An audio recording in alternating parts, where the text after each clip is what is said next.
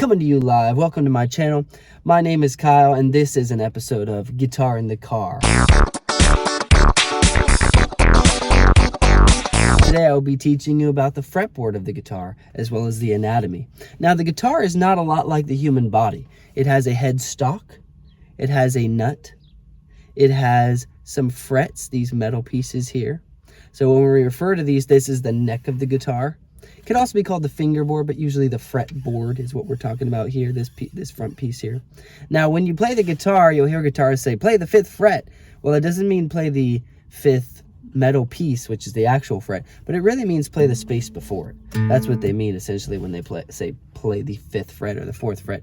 Play the space before the fret. The way the notes work on this fretboard, it goes up by half steps and it uses the alphabet. Okay, now in standard tuning, we got an E on this first string.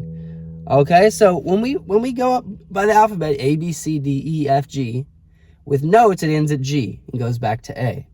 Okay, so A, B, C, D, E, F, G. Starting on E with this string, after E comes F, right? F. Okay, now, but the trick with notes, with music, is there are actually spaces between the letters for most of the notes. Now, between E and F, there's actually no space. But after that, it gets a little trickier because after E comes F, but then comes F sharp on the next fret. Then you have G, then G sharp, then A sharp, then B. When we go up to C, there's no sharp. These are just things you kind of have to just memorize.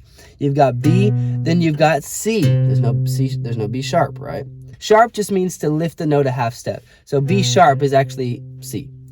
C, C sharp, D, D sharp, and back to E. Now, if you remember, our string started on E. If we get up to 12, which is why we see these double dots here, it's kind of giving us a reminder, hey, this is also an E.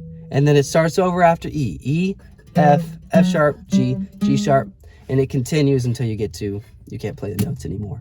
You have E, A, D, G, B, E. That's elephants and donkeys grow big ears, very big ears, right? That's standard tuning. You'll need to use a tuner to make sure you're in standard tuning, but that's how it works. When we start on the open string for E, we get to F, then F sharp, G. When we get A, on the second string, it's the same idea. It goes up by half step. The only ones that don't have sharps are E and B. So we've got A sharp, B, C, C sharp, D, D sharp, E, F, F sharp, G, G sharp, A, and that's our octave. Okay, and then it repeats from there. So we got A and an octave up, A. An octave is essentially the same note up to the next pitch, but what it is really signifying is your string is now rattling at twice the speed. The amount of available string is rattling at twice the speed of its down octave. So this is rattling at a certain frequency. When you play it up an octave, it's rattling what's left here, what's going to rattle, because it's not going to rattle back here after my string, but up here is rattling at twice the speed. Therefore, you have an octave. E, E, A, D, D. Those are octaves always on the 12th fret. So that's how the guitar fretboard works. You've got half steps walking up.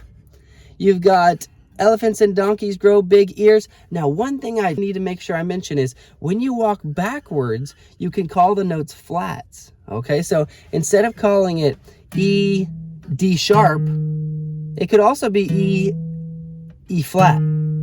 Okay, think of it as like a flat tire. Your note gets kind of like squashed, a little bit softer. When you go up in sharp, it gets a little bit higher. Okay, so this note here could be called D sharp or it can be called E flat.